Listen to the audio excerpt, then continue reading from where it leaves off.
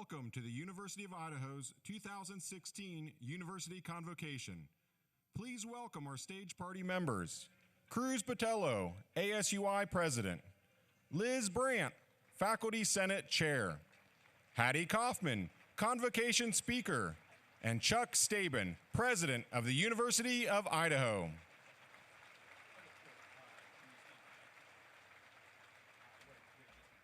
Thank you. Please be seated and turn your attention to the video screens.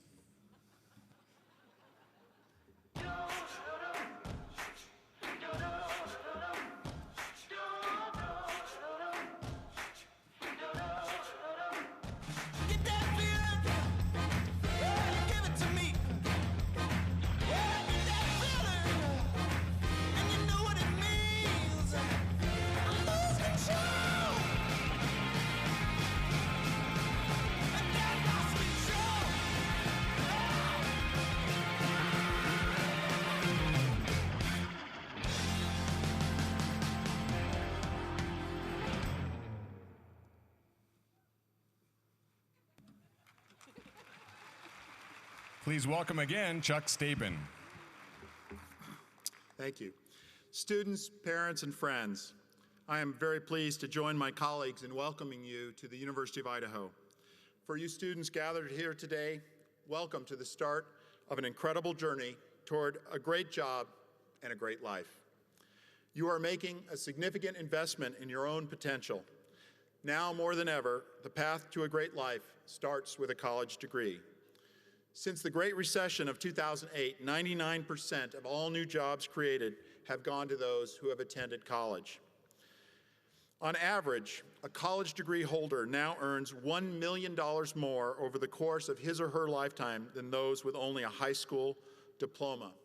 $1 million more over a lifetime. It's a good investment. That gap is the widest it has ever been, and it's getting wider. Success, of course, is about much more than money. But a great job is an important foundation for a great life. We are grateful for your choice of the University of Idaho as the place to gain the perspective, the skills, and experience that will serve you well in the years to come. The University of Idaho is far and away the leader in academic excellence and student success in our state. We lead the state in graduation rates among all public institutions. University of Idaho graduates lead the way in early career and mid-career earnings. And that competition is not even particularly close. In those years before you graduate, though, I hope you will treasure the opportunities you have to grow as thinkers, as leaders, and as members of our caring community. I encourage you to take advantage of these opportunities. Join one of our 200 student organizations. Get involved with student government. Explore Idaho through our nationally recognized outdoor program. Spend a semester in the wild in our unique Taylor Wilderness Ranch inside the largest wilderness area in the lower 48 states. Your experience here is yours to shape. You can count on your faculty mentors and our student services team to support you every step of the way. Every employee at this university is a resource for you, here to help you on your journey. I am here to serve you. My door is always open. While the times may vary, I welcome you to my open office hours, both students and parents. Parents, I realize you have also made a tremendous commitment in getting your child here today. And it's not just parents, of course, but families in general. Thank you for preparing your children for this day and for trusting us to deliver a high-quality, safe, and rewarding experience. And I promise that we will deliver on that. Mary Beth and I have sent, my wife, and I have sent 3 children to college. Driving one's child to college is the longest drive of your life. In fact, one of our children, Mac, surprised us with a visit today. I won't call him out, but he's somewhere in the audience, I believe, although sometimes he doesn't get up very early. It's a leap of faith when you drop your child off, but I expect that your child will have the same security, quality of education, and personal support and care that Mary Beth and I demanded for our 3 children. Here we are a Vandal family, and we take care of each other. I remind you that my door is always open. Your child will learn a lot in the next 4 years. They will grow. They will be prepared to succeed in life, having grown as problem solvers, collaborators, and leaders. They will make you proud in countless ways, and I look forward to seeing them and you at graduation 4 years hence. Thank you. Welcome again to your university, and go Vandals.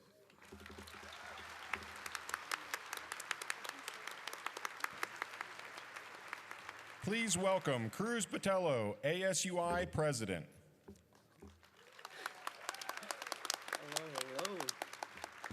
Hello. First of all, thank you for getting up, getting out of bed, getting here this morning. I'd also like to say thank you for attending this fine institution. Thank you. Come on, let's go. There we go. All right. Hello, Vandals. First and foremost, I'd like to welcome you to Moscow. I hope you're all as excited as I am to be here. I know all the students and faculty here at the University of Idaho are excited to have you here as well. I remember I was just in those seats right there with you 2 years ago, so a lot can happen in 2 years. So I'm really excited about this opportunity. I've been lucky to have the opportunity to get involved and contribute to this stellar legacy, as I hope that I see a lot of you do in your 4 years here. I call us the Vandal family because we truly are one. The people I've met at the University of Idaho have been friendly, humble, and everything else in between. I know you'll find this to be true here at your time at the University of Idaho. Whether you visit the coffee shops downtown or explore all the adventurous opportunities the Palouse has to offer, you'll meet nothing but open arms from the Moscow community. The University of Idaho has a rich history of friendship with the city of Moscow, one I hope you immerse yourself in while you live on this beautiful campus within this welcoming city. One of the biggest things that makes U of I unique is your opportunity to be involved while you're here. Every student has the opportunity to join one of the 200+ student-led organizations. Anywhere from ballroom dancing to the astronomy club, I guarantee that here on campus you will find your niche and engulf yourself in the Vandal life. Although college provides clubs, social groups, and fun events to be a part of, the main reason we're all here is obviously to get an education. Everyone has had a time when they've needed academic support, and I often found myself as a first-year student looking for that help to get the extra edge for my exams. Whether you need tutoring, help with papers from the Writing Center, or even a quiet place to study, U of I provides and promotes a culture to assist you in every facet of your academic endeavor. Never have I felt lost here at U of I, maybe at first a little bit, but I came to U of I looking for a quality education and an environment to help develop me as a person. The University of Idaho provides the tools to be successful in life, whether it be here on campus or in life after college. I assure you that you will love your time here, and I cannot wait to see you around campus. Stay brave, stay bold, and as always, go Vandals.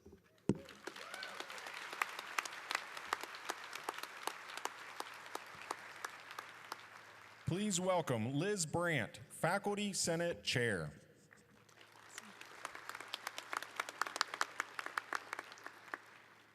Wow, I have the great privilege of extending a welcome to all of you from the faculty at the University of Idaho.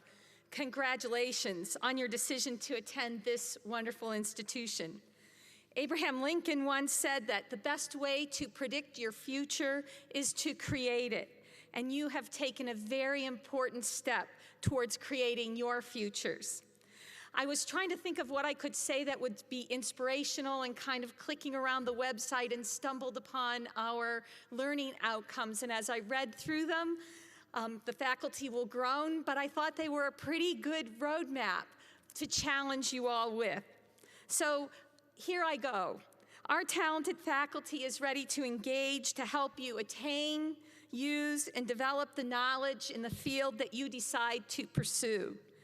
We can't wait to work with you as you examine real-world issues, explore creative avenues of expression, solve problems, and make hard decisions. We're committed to assisting you as you communicate what you have learned to the broader world around you. Through all of this, we hope that you will have the opportunity to explore life's purpose and to gain a better understanding of yourself. And we will work to help you apply those principles of ethical leadership, collaborative engagement, socially responsible behavior, and respect for diversity to advance and improve the world around you.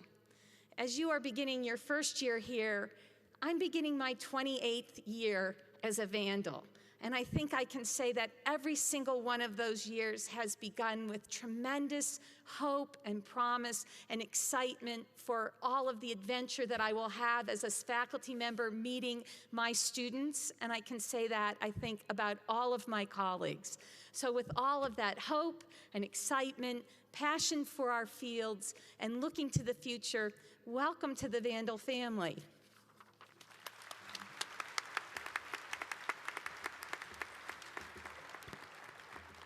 Thank you, Liz. Oops.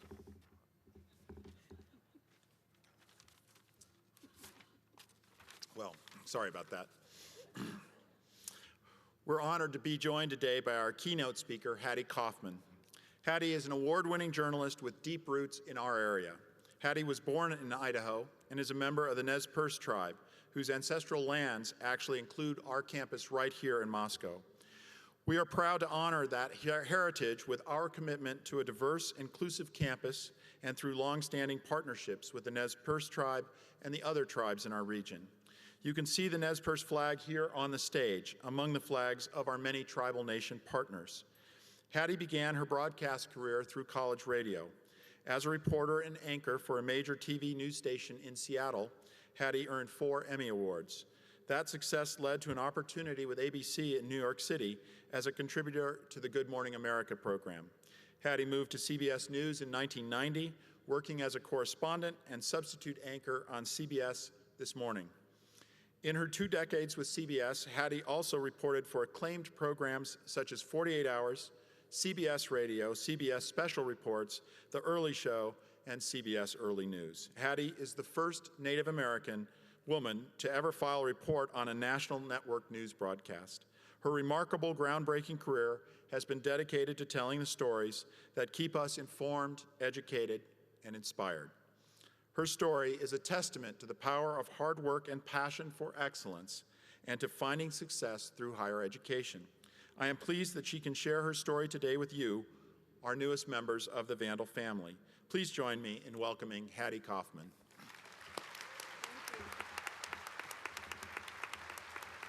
Good morning. It's great to be here. I'd much rather be here than covering a flood or a fire or a protest or a politician or whatever it might be today. It's wonderful to be here and to be celebrating you.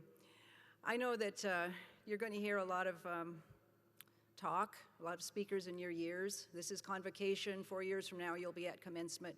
It's easy to forget what was said to you. And so I want to distill what I'm going to say to you down to 5 words. Do a little bit more. Just a little bit. Just a little bit will change the difference. It will make a huge difference. It will change your life, and it can change the lives of those around you. I know. Because for me, the difference was raising my hand when I was a freshman. I was 17 years old, a young freshman at the University of Minnesota. A long time ago, because I'm old now, it was a long time ago. It was 1972, and I was at a student meeting, and somebody came in and said, you know, we want to give 5 minutes on the radio to a student, to you students.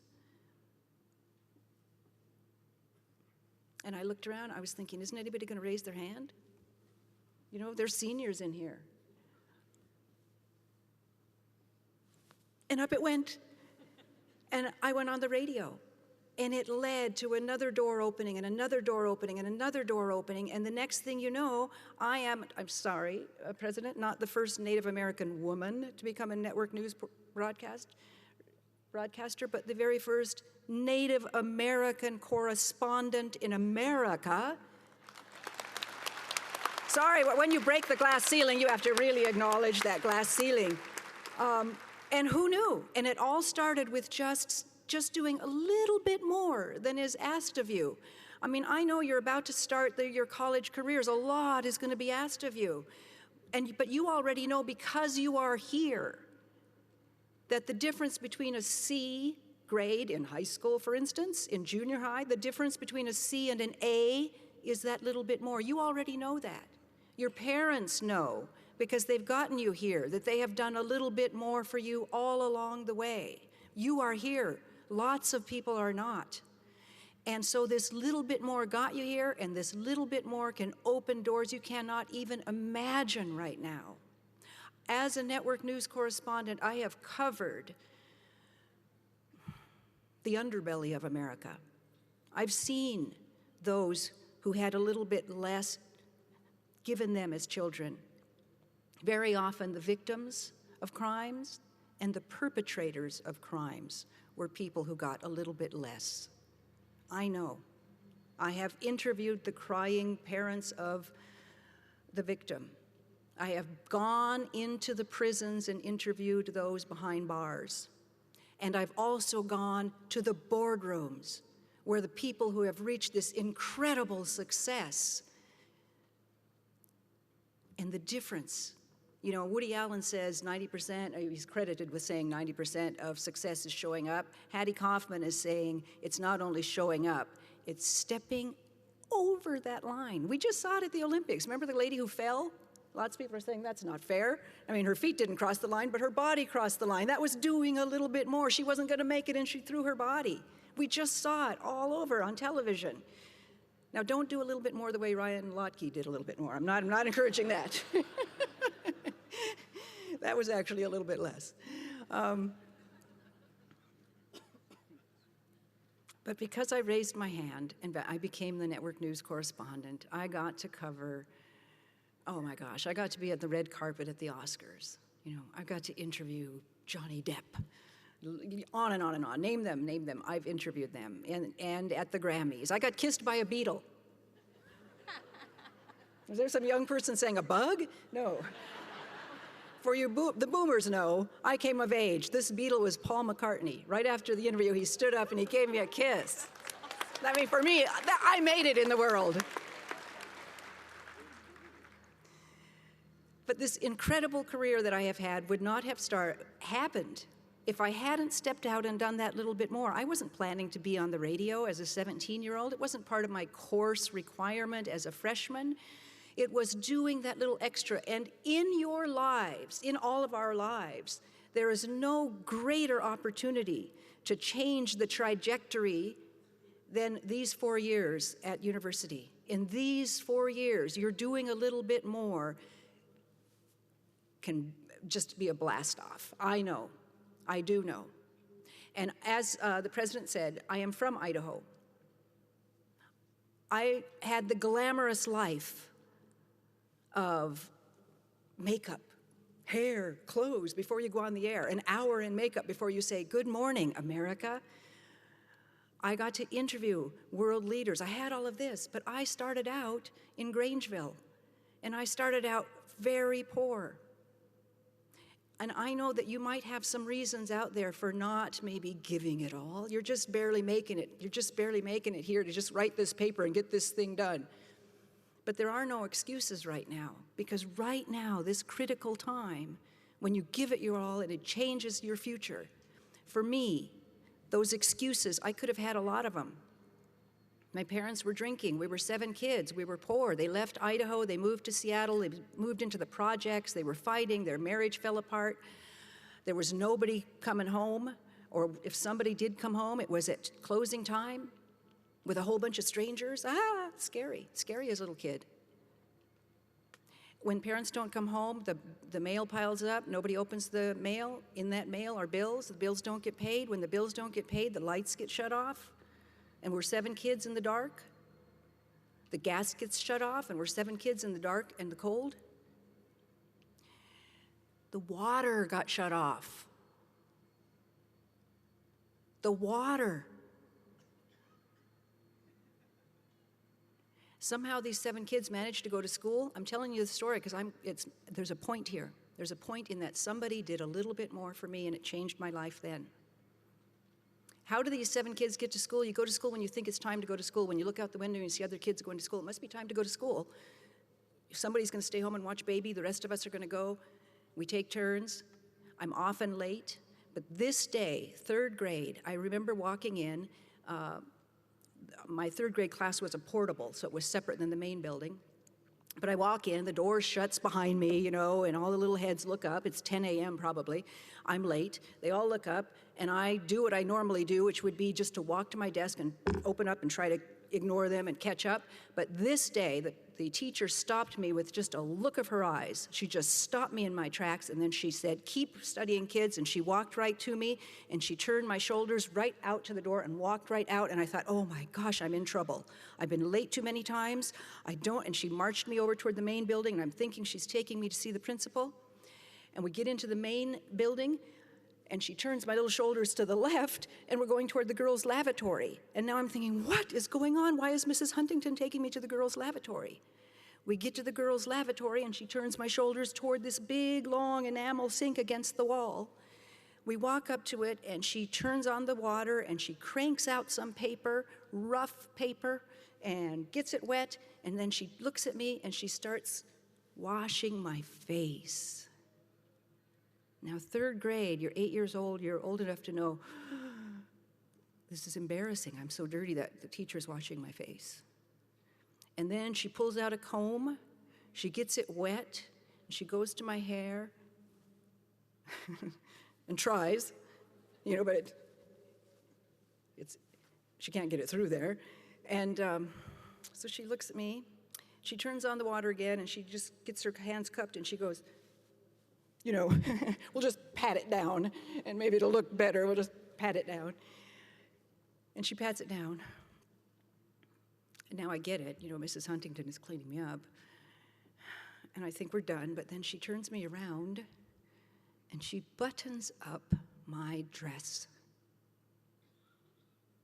I was a little girl who got herself to school, who couldn't and didn't even know her dress was unbuttoned. Now think about this.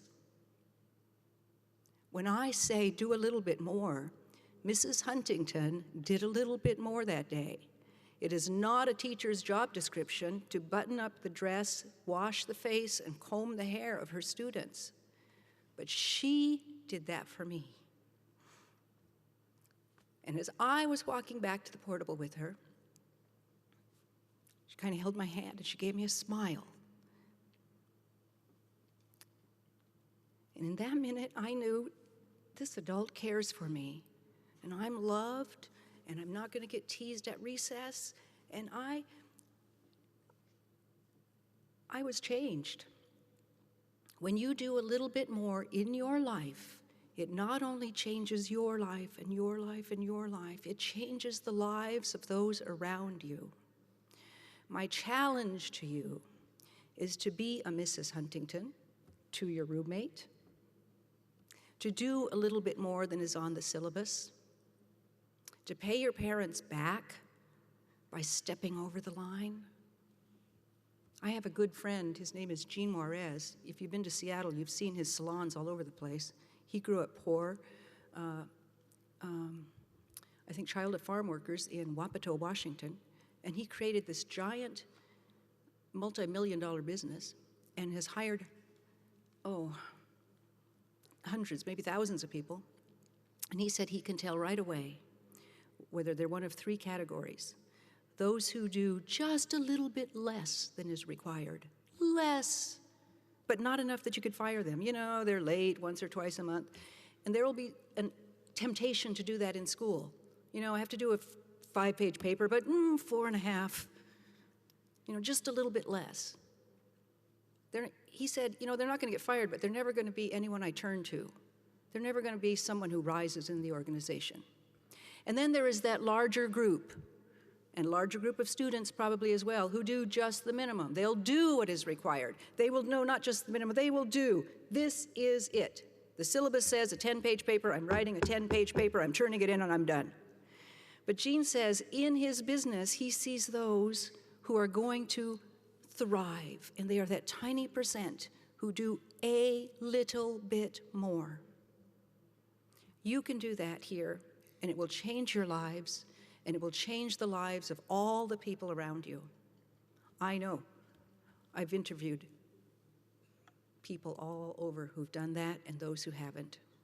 And so I ask you today, be a Mrs. Huntington. Be one of those stars.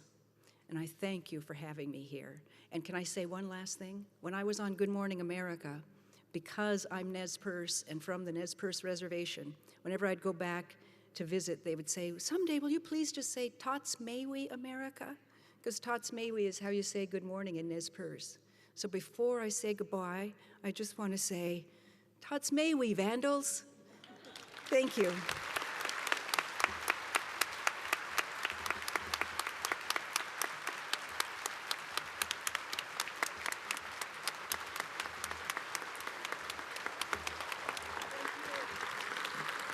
Hattie,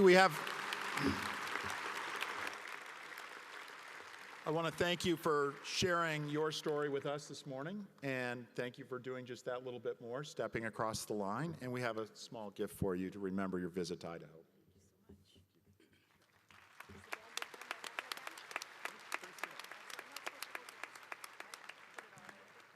Please turn your attention to the video screens.